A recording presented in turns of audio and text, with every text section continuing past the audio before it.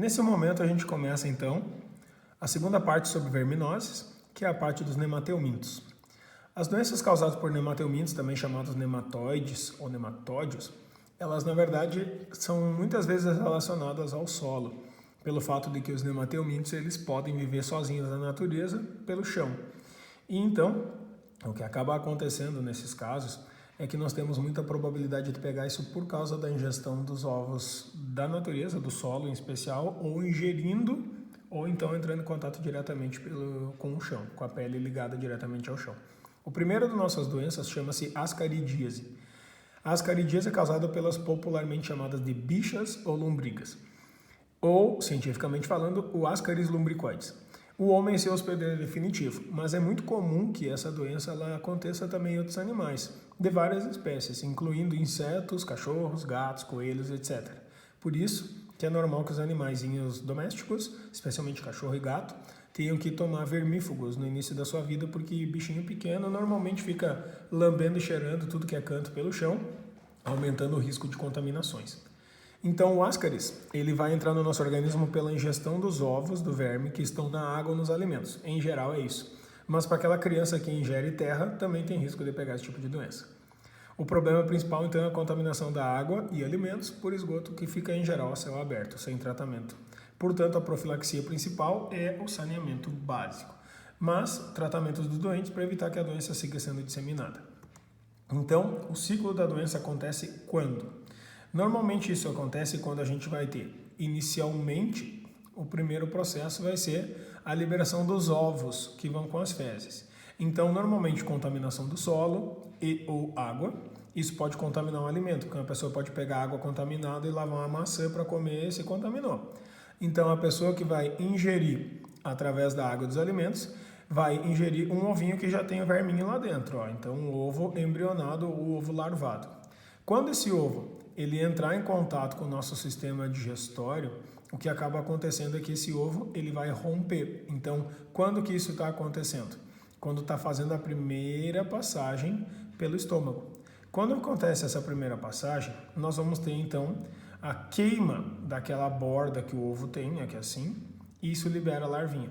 Quando acontece isso, então a larva ela segue, vem bem pequenininha, passa toda essa porção aqui fininha do sistema digestório no intestino delgado e na passagem para o intestino grosso, ela tem capacidade de perfurar a parede e ela sai de dentro do sistema digestório e entra no sistema circulatório. Assim, ela pode chegar em contato pelo sistema circulatório com o fígado, com o coração ou com o pulmão. Se acontecer no pulmão, aí é a questão que normalmente vai fechar o ciclo, é o lugar mais sério. Quando acontece isso aqui, entra pelo sangue dos alvéolos pulmonares no alvéolo. Do alvéolo sobe nadando, andando, tá? Até a traqueia. Então a larvinha ela troca de estado físico daqui para cá, aumentando. Quando a pessoa deita para dormir, as larvas aproveitam que tu está no horizontal e sobe por aqui. Elas vão subir diretamente pela parte da traqueia. E quando chegam na traqueia, elas vão chegar mais ou menos aqui assim, na altura do pescoço da pessoa. Se a pessoa tiver com comida no estômago, então o que acaba acontecendo é que as larvinhas entendem que existe comida no teu estômago e as larvas elas descem de volta pelo estômago. Quando elas descem de volta pelo estômago, então queima elas mais uma vez com o ácido clorídrico do estômago, o suco gástrico, e elas sofrem a última transformação.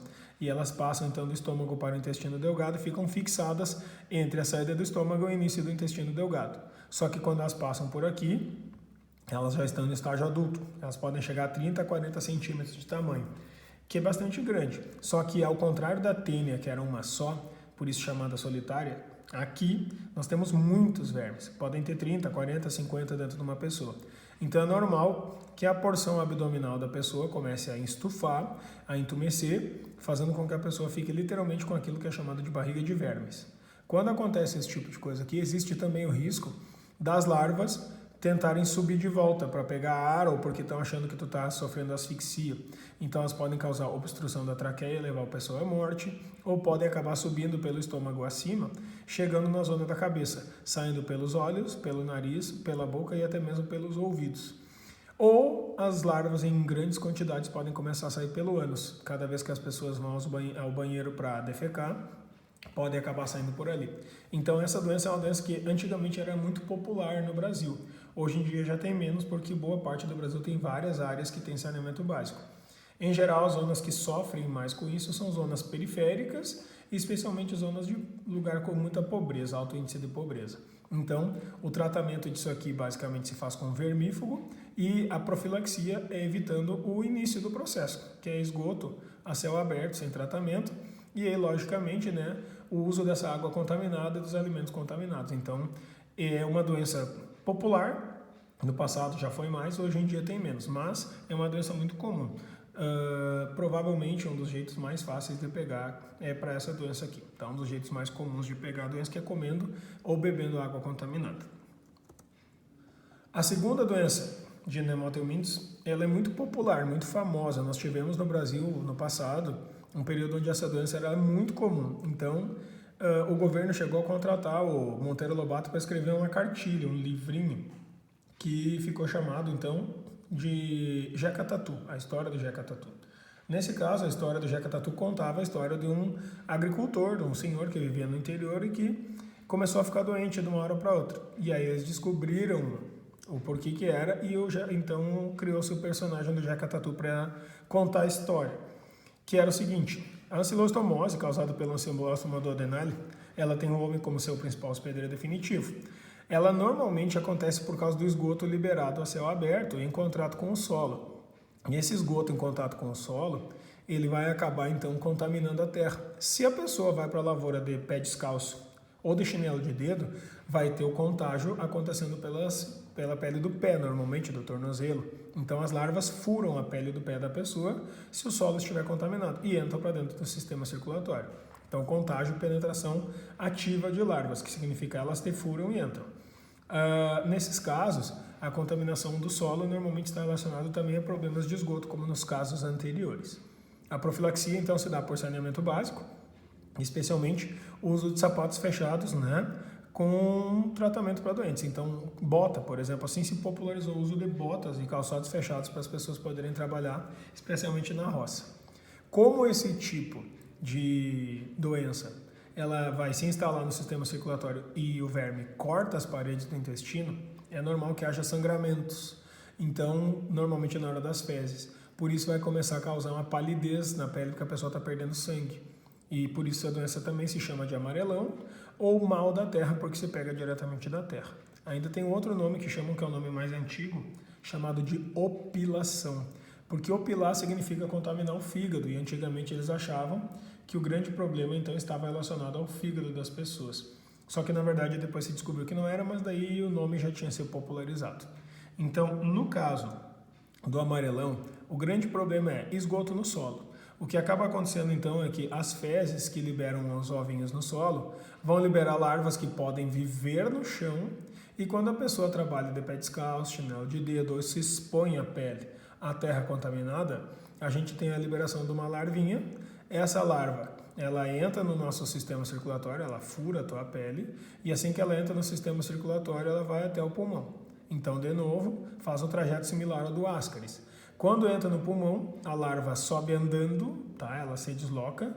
Quando a gente está deitado, quase sempre, na horizontal, então, e aí ela pode fazer a passagem do teu pulmão pelo teu pedaço da traqueia, desce pelo esôfago e vai parar direto dentro do estômago. Na saída do estômago ela se instala. Então esse verminho aqui, ele é pequenininho, não é tão grande quanto era o Ascaris, pode chegar a ter mais ou menos uns 2, 3 milímetros, não é muito maior que isso, mas pode atingir centímetros. Quando acontece isso, as larvas, para poderem se fixar então nessa porção da saída do nosso estômago, aqui assim, né, na parte inicial do duodeno, elas mordem a parede interna do intestino e se alimentam ou dos nutrientes que tu está digerindo ou do teu próprio sangue. Isso vai causar o sangramento que vai acontecer por dentro do sistema digestório, fazendo com que a gente possa entender que está acontecendo isso. É normal que, por causa da perda de sangue e de nutrientes, a pessoa tenha um amarelamento da pele e um sintoma parecido com o da anemia, que é fraqueza, palidez na pele, tontura, desmaio, sono, por causa disso. Então, essa doença se evita com controle de saneamento, uso de calçados fechados e também com cuidado basicamente na alimentação, que também poderia ser uma forma de contágio. A terceira doença de nematelmintos também é causada por um tipo de ancilóstoma. Essa é muito mais popular em praias do que na zona rural. É causado pelo ancilóstoma brasiliensis. O homem é um dos hospedeiros definitivos e o cachorro ou gato também são hospedeiros definitivos, populares. Nesse caso, a penetração das larvas se dá pela pele, do pé, das costas ou até mesmo até o tornozelo, mais ou menos, porque é o lugar onde a gente, quando vai à praia, por exemplo, encosta no chão. Isso vai fazer com que a gente tenha probabilidade grande de pegar quando vai à praia se a areia está contaminada por esgoto. E nós sabemos que muitas praias eliminam o esgoto diretamente em contato com a natureza, né? E a gente tem risco de pegar por causa disso. Então, o problema é a contaminação do solo pelas fezes contaminadas, ou de pessoas, ou do cachorro ou do gato. Só que mais é cachorro e gato que disseminam isso pela natureza, o homem dissemina pouco. A profilaxia ou prevenção se dá pelo saneamento básico, né? Além que é o esgoto e água tratados e canalizados. O uso de sapatos fechados e principalmente no caso da praia o problema é que a gente não sabe que acontece isso, então o ideal seria realmente ter saneamento básico, porque na praia está todo mundo só de bermuda, calção de banho ou biquíni, né? Então a pele fica muito exposta a esse tipo de risco. E ainda o tratamento dos doentes. Aí, para simplificar, né, o ciclo, normalmente acontece quando o cachorro e gato fazem cocô. Como na praia durante o dia eles não vão, de noite eles normalmente estão lá. E aí fazem cocô na areia, esses cocôs desses cachorros liberam os ovinhos. De dentro dos ovos nós vamos ter a liberação da L1, que é a primeira larva rabiditiforme. Essa larva L1 dentro do solo mesmo, ela se transforma numa larvinha maior. Depois ela sofre uma última troca de pele e fica uma larva adulta. Essa larva adulta, quando alguém bota o pé em contato com o solo, seja na terra ou especialmente na areia, ela entra na tua camada subcutânea, ela não consegue entrar no teu sistema circulatório, diferente do amarelão. Então o que acaba acontecendo? Ela acaba ficando na superfície da pele, ela vai comendo o teu tecido conjuntivo e onde ela vai andando vai ficando um desenho, tipo de um mapa. E aí justamente por isso ganha o nome de bicho geográfico. Isso aqui causa muita coceira. Tem como tratar? Tem. Tem uma pomada vermicida que é passada sobre a pele, tá? Sobre a pele. E quando acontece isso, a pomada é absorvida e mata o verme no lugar. Aí o que acaba acontecendo é que assim que esse verme é morto, o teu sistema de defesa, com os teus leucócitos de defesa, vão lá e matam aquilo ali, acaba até a cicatrização, faz aquilo ali sumir. Então, nesses casos, o homem quase sempre não dissemina, agora os cachorros e os gatos continuam disseminando. Então, pra gente, o que vai ficar é essa marquinha assim que fica na superfície da pele. Então, é comum que quando o verme esteja comendo e andando, a pessoa sinta muita coceira. O ideal nessas situações, se a pessoa não tem remédio, é passar gelo. Porque o gelo faz com que o verme, pelo frio, fique quietinho no lugar e pare de se deslocar. E daí, a pessoa deve ir até uma farmácia ou até um posto médico para que o médico receite esse uso desse vermicida na forma de creme. Então, chegamos nas últimas já das nossas verminoses. Por exemplo, a enterobiose, antigamente chamada de oxiurose. Enterobiose significa um desenvolvimento de vida no intestino. Então, é causado por um verminho chamado hoje em dia de enteróbios vermiculares, antigamente chamado de oxiurus vermiculares. O homem, às vezes, é raro, pode fazer o papel de hospedeiro intermediário, mas em geral o homem é hospedeiro definitivo, tá? Então, o cachorro e o gato, de novo, são grandes disseminadores da doença. Nesse caso, o contágio se dá por causa da ingestão dos ovos e das larvas, tá? Então, os ovos e larvas normalmente ficam na natureza, em geral no solo. Então, se a pessoa ingerir os ovinhos ou larvas pequenininhas na terra, na areia, pode pegar. O problema principal, nesse caso, é a contaminação do solo por causa das fezes contaminadas que disseminam a doença. O saneamento básico e o tratamento dos doentes são o principal jeito da gente controlar essas doenças. Aqui, vocês devem cuidar o seguinte: a gente pega pela ingestão dos ovos que vêm pelos alimentos ou então pela água contaminada. Só que pode ser por terra. A criança tem muito hábito de botar terra na boca, botar as mãos sujas de terra na boca. Quando acontece isso, o verme, ele desce pelo sistema digestório, pelo esôfago, passa pelo estômago, faz todo o trajeto por dentro do intestino delgado e pelo intestino grosso ele pode se soltar. Só que ele vai liberando ovinhos. Esse verme, ele tem uma particularidade, é um verme que é meio claustrofóbico. Ele tem problema de calor. Então, eles normalmente se instalam na última porção do nosso intestino, que é o reto. e ali eles reproduzem e começam a liberar muitos ovinhos. Esses ovos, pelo fato deles estarem próximos, então, em especial nas mulheres, da região vaginal, eles podem contaminar, então, todo o aparelho reprodutor feminino. Só que é muito normal que, como eles estejam ali, quando o nosso corpo aumenta a temperatura, quando a gente corre, quando a gente dorme, que a pessoa sinta que o verme está se deslocando e as pessoas coçam. Esse é um principal sintoma de quem tem enterobiose, coceira anal. Então, quando acontece isso, as unhas das pessoas e as pequenas fissuras que nós temos na mão ficam lotadas de ovos. Se a pessoa, sem querer, puser a mão dentro da boca ou no nariz, vai acontecer a autoinfestação. Se acontecer essa autoinfestação, a pessoa volta a se contaminar. Então, o contágio pode acontecer por duas vias. Ou pela entrada de alimentos e água pela boca, ou pela retro ou autoinfestação. Assim, se houver esgoto a céu aberto, liberados para o ambiente, esse é o jeito de contaminar a natureza. Isso pode fazer com que outras pessoas comecem a pegar também. Então, nesses casos, evitar de colocar a mão assim no ânus, que é o principal jeito de contaminação para crianças, por causa que as crianças estão sempre com a mão na boca. E, obviamente, saneamento básico para que não aconteça esse tipo de problema aqui, que é a contaminação do alimento e da água. Tratamento para os doentes e está resolvido o problema da doença. Então, nesse caso, essa doença, o principal dela realmente é essa questão da coceira no ânus. Então, em geral, pessoas que estão em fase de doença e tratamento, é recomendável que essas pessoas elas não tenham, tá, contato com coisas que as outras pessoas vão ter contato dentro da casa, tipo roupa de cama, lavar as roupas deve ficar isolado, a pessoa deve ter até talheres e prato para comer separadamente, porque onde a pessoa puser a mão tem risco de contaminação. E finalizando então, a única das doenças que nós vamos falar aqui, que tem um hospedeiro definitivo e um vetor, que é na verdade um indivíduo que transmite, que espalha a doença pela natureza, tá? Chamada filariose ou elefantíase. Ela é causada por um verminho chamado de Wuchereria bancroft, que é um verminho então nemateuminto, que se desenvolve predominantemente no norte do Brasil e em zonas tropicais do mundo, que significa no Brasil é só na região amazônica, que é o normal. O contágio se dá pela picada do mosquito Culex, é um mosquito específico que nós não temos no sul do Brasil, né, no sudeste.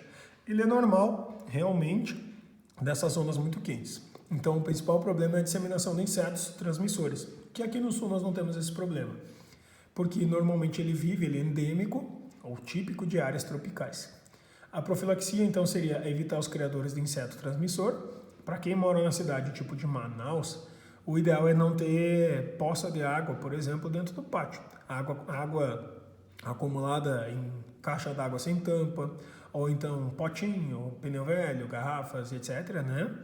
Telas em janelas e portas, para quem vive dentro da cidade e também nas zonas rurais, tipo no meio do mato, lá na Amazônia.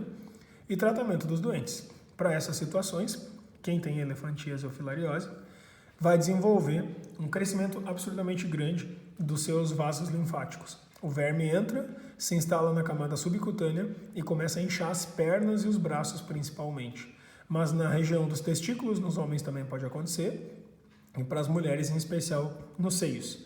Se acontecer isso aí e a pessoa ficar deformada, significa que faz muitos anos que ela está contaminada. Então, óbvio que existe o risco, existe a probabilidade da pessoa desenvolver e pegar isso lá nessas zonas aí, e se ela vive nessas zonas muito pobres, ela nunca tem acesso médico.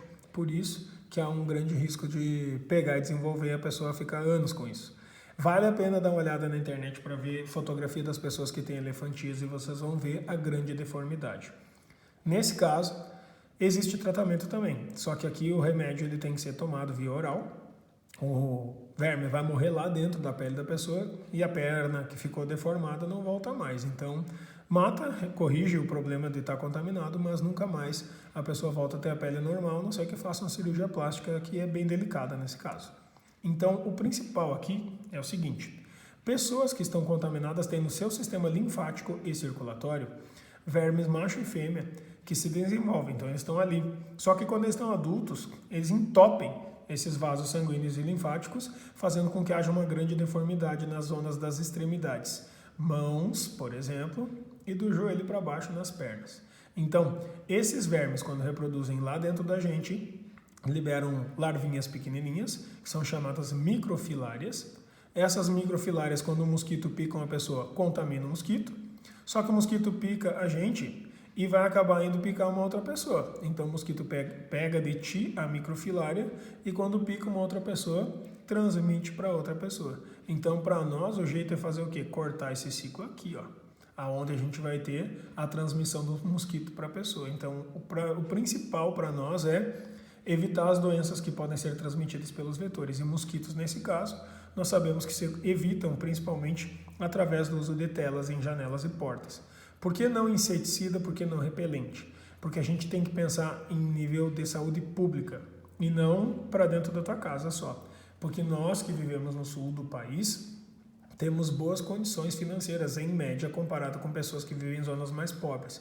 Então o governo tem que pensar numa coisa que sirva para muitas pessoas ao mesmo tempo e que ao mesmo tempo, além de servir para várias pessoas, ele salve várias pessoas de forma barata. Então, doação de telas para botar nas portas e nas janelas e ainda até mesmo de mosquiteiros.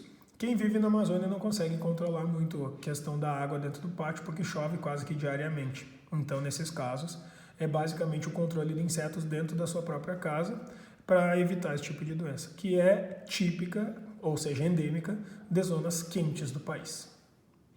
Isso finaliza, então, a parte que nós temos de verminoses, por enquanto.